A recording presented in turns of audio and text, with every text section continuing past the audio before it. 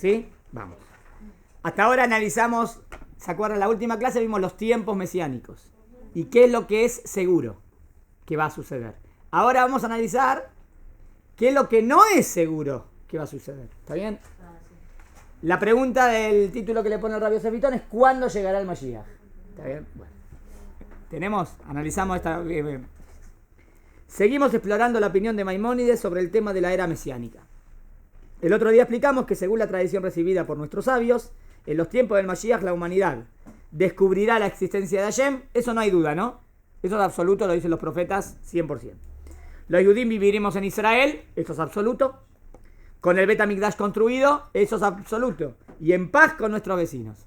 Todo esto no hay ningún mahloket. ¿Está claro? Esto seguro que va a suceder. Pero ¿qué pasa con los otros detalles de los días del Mashiach? Pregunta 1.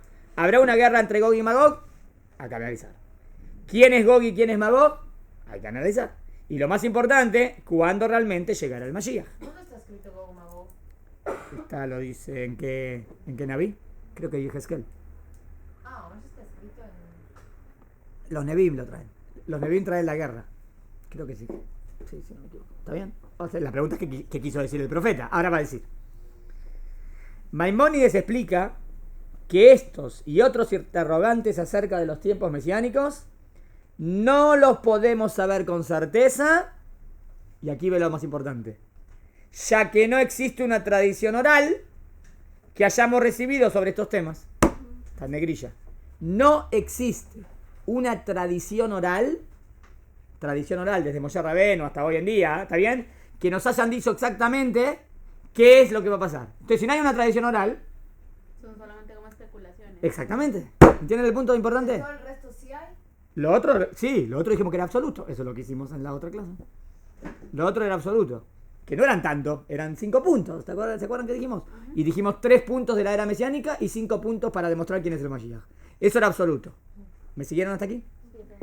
Más allá de lo que explicamos el otro día. Y si bien es cierto que los profetas hablaron de los tiempos del Mashiach, punto 1, los profetas hablaron. Y los sabios de la Gemara también discutieron el tema, entonces tendría 2 lugares, ¿no? Dos lugares de información sobre el Mashiach. Lo que dijeron los profetas y lo que dijeron los Jajamim. Entonces, ¿por qué, Rama, me decís que no hay tradición oral? Acá va lo que quiero decir. Los profetas hablaron en metáforas o con nombres que no sabemos identificar. ¿Entienden? Pará. El profeta habló del tema, sí. Entonces, absoluto. Absoluto si entendés lo que quiso decir. ¿Vos entendés lo que quiso decir?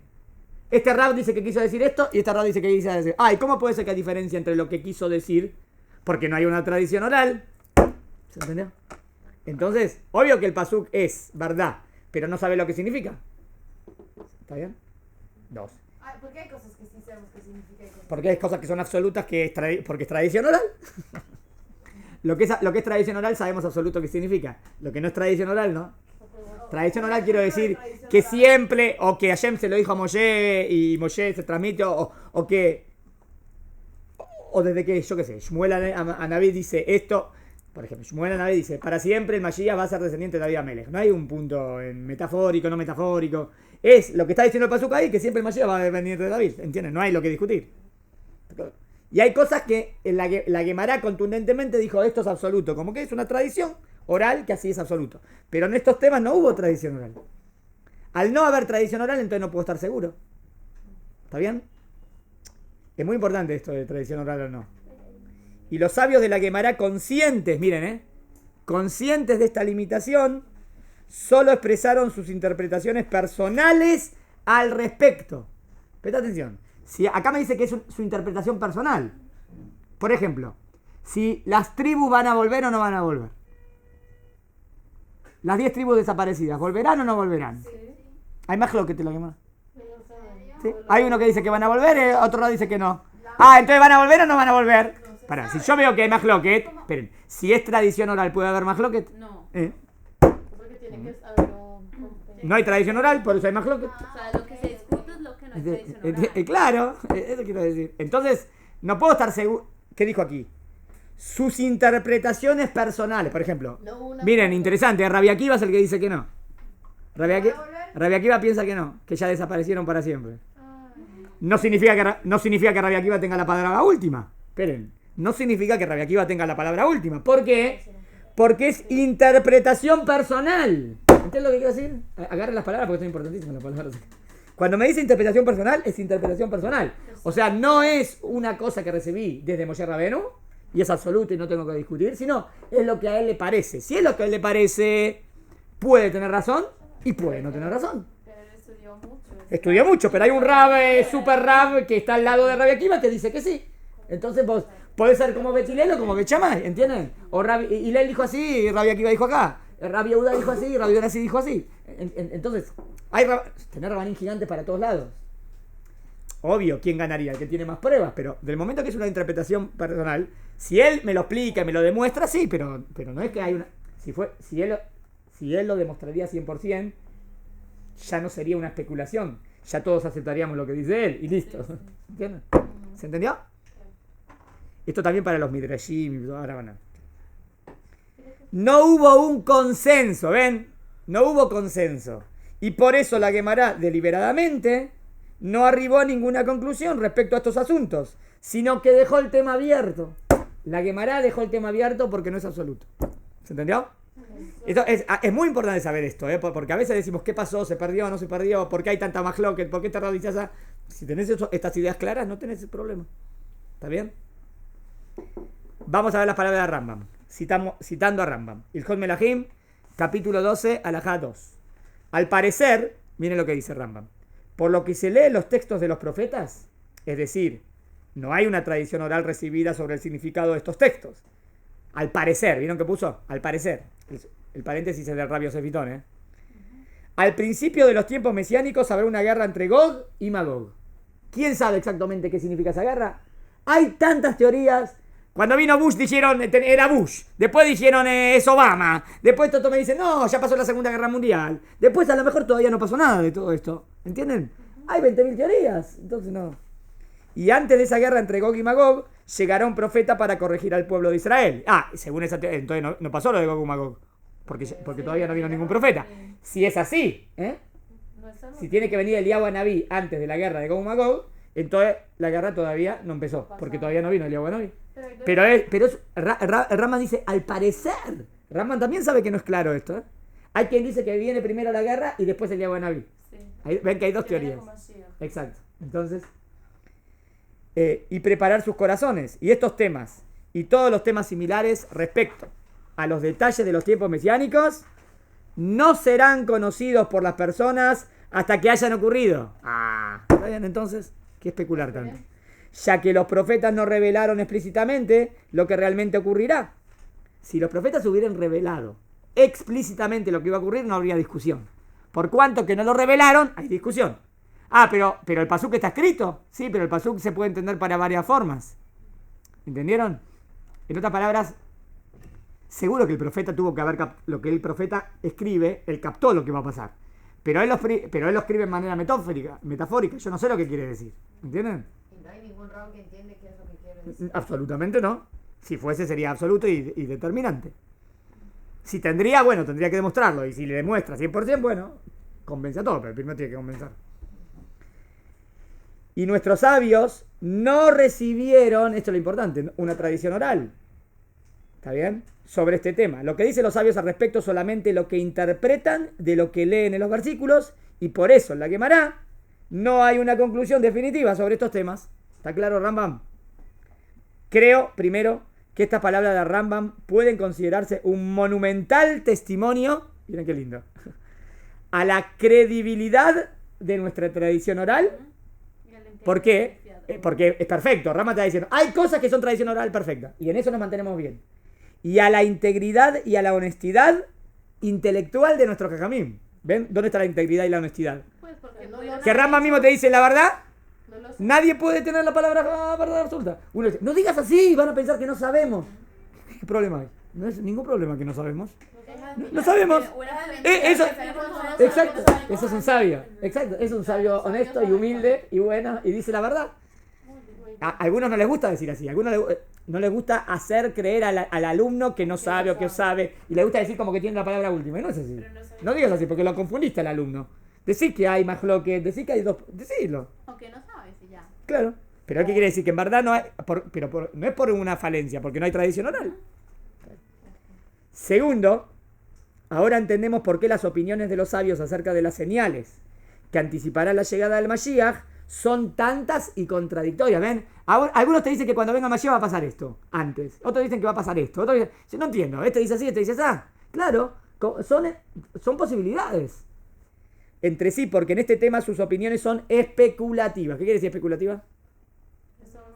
¿Está bien? Acá especulativa es que una especulación es que hay una probabilidad que sea así, hay una probabilidad que sea así.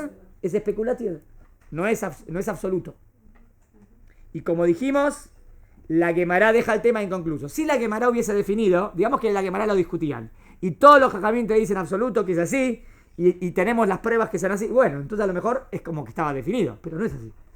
Por eso la dejaron inconclusa. También dice Rambam, en la próxima alajá, que los temas relacionados al Mashiach, miren esta frase es muy importante, no deben ser objeto de un estudio intenso. ¿Por qué no? ¿No es lindo, no es re lindo estudiar lo que va a pasar cuando me dice Mashiach? Dice, no tiene que ser un estudio intenso. ¿Por qué no? Ya que al no existir una tradición definitiva al respecto, solo estaremos especulando. Miren esta frase, ¿eh? Y este estudio especulativo no contribuye a nuestro avance espiritual. O sea, es como cuando dicen... ¿Por qué me dice que no? ¿Por qué me dice que si yo estudio el tema del Mashiach, eso no construye mi avance espiritual? Pues, a lo mejor sí avanzo espiritualmente, averiguando qué va a pasar. Pero es porque dice que, por ejemplo, si una persona lee una hoja de Gemara y no entiende nada, Sí. no se le considera como estudio de Torah. Y que si estudia Torah, si no entiende mucho, pues se le considera como estudio de Torah. ¿Sería algo así, no? Parecido, está bien, sí, pero acá estamos analizando algo histórico, ¿no? Ajá. Pero, fíjense, estoy analizando algo histórico. ¿Qué va a suceder? Y la verdad que no sé. Entonces, bueno, pero qué interesante que pasa esto. Y se pasa esto y se pasa aquello, muy lindo. Ahora yo digo, eso te eleva espiritualmente. Vamos a hablar definamos elevar espiritualmente. ¿Qué es elevarte espiritualmente? O que te dé amor a Hashem, o que te dé temor a Hashem. Si eso que vos estás ahí, ¿qué va a pasar? ¿Qué va a pasar? Te da un tremendo amor o temor a Hashem, sería un avance espiritual. Pero si es una cosa de curiosidad, ¿entienden? Tejiata Metín vamos a revivir, ¿con vestimenta o sin vestimenta? Y si muy interesante, no sé. Wow, nada, dice Rambam, eso no te da ni amor ni temor. ¿Entendieron? Es una pregunta curiosa, nada más. ¿Entendieron? Ahora cito a Rambam. Puesto que no hay tradición en estas materias, una persona no debe, por lo tanto, involucrarse en el análisis de las Agadot, las parábolas de los rabinos y los Midrashim. Miren, Agadot, ¿cómo definió el Rab? Parábola de los rabinos, que tienen una... Y Midrashim, interpretaciones de los Jajamim en estos asuntos, porque el aprendizaje de esta materia no llevará a una persona a amar o temer más a Dios. ¿Entienden? Según Rambam, está claro. ¿Qué temas tendría que estudiar? Yo. Si quiero temas que me den más amor a Dios o temor a Dios. Si ese tema no te da ni amor ni temor, el tema es avanzar espiritualmente, ¿no? Pero no se considera estudio tampoco. No dijo que no se considera estudio. Es estudio de Torah. Está estudiando algo de... Si está estudiando algún pasuk o una derivada de un pasuk, es estudio de Torah. Pero por cuanto que es tan especulativo y tan no absoluto el tema, relativo, porque no sé, ¿para qué invertir tiempo en eso? Es como que te está diciendo, estudia mejor, cosas más prácticas, más para la vida. O sea, es lindo lo que está diciendo. Claro. Estudia para la vida, no estudies algo teórico que no te da nada. ¿Qué? Los Midrashim no tienen ninguna base en la tradición oral. No. Acá fue en general, no. Depende que hay acá habló de Midrashim. No Midrash Alajá. Y por ejemplo, Musar es Torah, o sea, no es especulativo. No, Musar no es especulativo. Musar estás hablando cómo mejorar las midot. Estás estudiando cómo ser anab. Cómo no ser egocéntrico. ¿Está bien? Eso sí. Obvio, no está hablando. Específicamente Rambam está diciendo así. Cosas que van a suceder antes en el periodo previo al Mashiach que no están claro qué va a pasar, qué no. Eso, ¿qué te da? Nada. Eso es lo que te estoy diciendo. Sí. O sea, cuando pase. Y ahí vemos qué pasa. Eso. Pero estudiar alajá, tenés que saber para cumplir. Estudiar Tanaj, como mejor, obvio. Eso es lo que tenés que estudiar. Está bueno.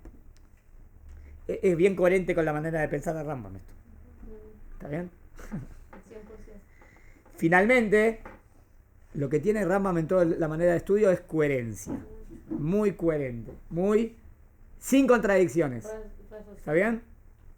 Finalmente, Maimónides se refiere a cuando llegará el Mashiach. ¿Qué dicen sobre el tema este? ¿Cuándo viene el Mashiach? ¿Eso está definido?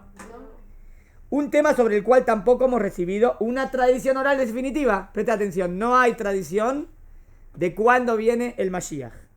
Este tema es particularmente sensible, ya que varias veces en la historia judía, cuando alguien declaró que llegaría el Mashiach en el día o en el año tal, y lamentablemente todavía algunos siguen insistiendo en eso, en calcular.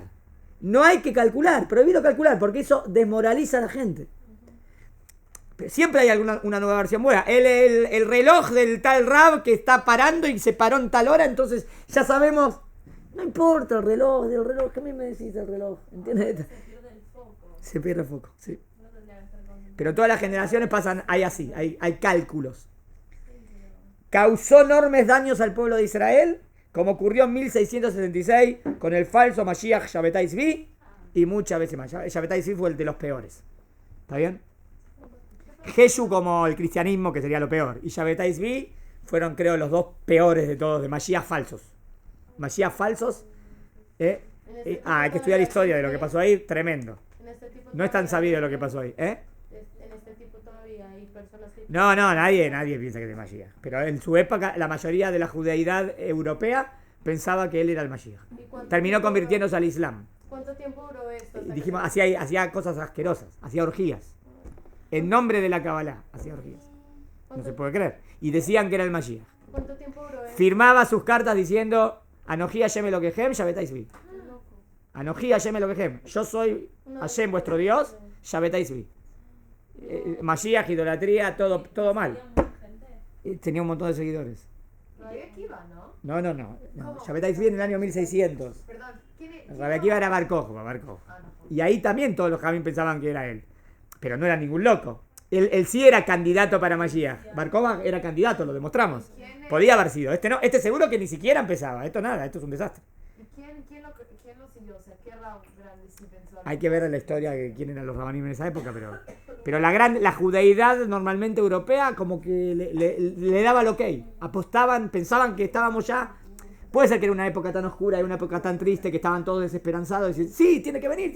Entonces empezó a venir una persona que tenía mucho carisma, seguro que tenía mucho carisma, pero era un Rasha Meruyá igual, un malvado. Entonces, dice Rambam repitiendo las palabras del Talmud, ¿por qué está prohibido calcular? Ahí va el cálculo, ¿eh?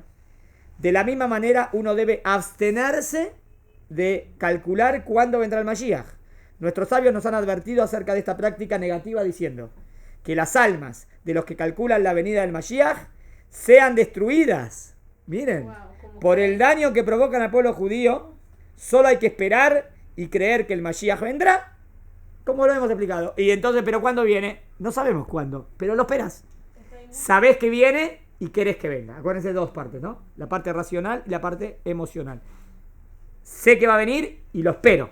Estoy esperándolo. Porque hay gente que lo espera y no llega y le dicen que va a llegar y pierden una, como que... Sí, si vos le decís que va a llegar en ese año. Si este año llueve en Sukkot o no llueve en Sukkot, significa que llega el Mashiach. Uy, no llovió. Entonces, y no vino, ¿ah? ¿Qué tiene que ver? Si llovió o no llovió, no tiene nada que ver con que venga el En Mashiach. diciembre hay una fecha. ¿Eh? En diciembre hay una fecha. Sí, hay muchas fechas que alguna vez alguien dijo. Está bien, pero no, sabemos que prohibido. Y ya estamos. Entonces, para concluir, ¿cuándo llegará el Mashiach? Esperen que no les di la segunda hoja. Ahí va. Pasamos rápido a la segunda hoja, desde los dos lados. Pasamos de ahí y de ahí. Ahí va la segunda. Miren cómo termina el artículo este, muy lindo, simpático. Ahí va la hojita.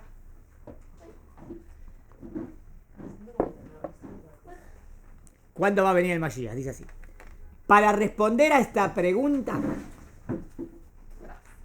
Ahí tienen todas. ¿Faltó una? Faltó, perdón. Ahí va. Para responder a esta pregunta, quisiera contarle a los lectores cómo era el antiguo saludo sefaradí. Miren el antiguo saludo sefaradí. Antes de irse uno a dormir. ¿Cómo se hablaba los sefaradí antes de irse a dormir? Cuando decía buenas noches a los chicos, así se saludaba. En Kotur, digámoslo, en sefaradí. Entre los sefaradí era muy común saludarse unos a otros, entre amigos, e incluso entre padres e hijos, diciendo por la noche, Betov Talinu, que significa más o menos que duermas bien. Pero lo más interesante era la segunda parte, la respuesta obligada a este, vieron que hay Hazak Baruch, Hazak Mematz, vieron los saludos cuando se saluda la Torah. Bueno, acá, así era. Takisu Bishuat Hashem, que significa que te despiertes mañana con la redención de Hashem. Mira, esa era la manera de irse a dormir. Despertate mañana con la Geulá. Es decir, te deseo que mañana al despertarte te encuentres con que la redención de Hashem ha comenzado. De manera que cada noche el Yudí se iba a dormir con la emuná temimá, con la esperanza y la fe perfecta de que Besarat Hashem al otro día, al despertarse, el Mashiach ya habría llegado. Creo que este simple saludo captura, mejor que ninguna disquisición filosófica, la esencia de lo que Maimónides escribió acerca de cuándo llegará el Mashiach. O sea, lo que Rambam escribió acerca de cuándo, que dijimos que no se puede saber cuándo, pero ¿qué es lo que hay que hacer? Hay que esperarlo con ganas. Creo que en este saludito está lindo, ¿no? Te diga que te despiertes mañana con la venida. ¿Empezaste ayer? Y lo esperamos, todos los días lo esperamos. ¿Está bien? Capítulo del Mashiach terminado.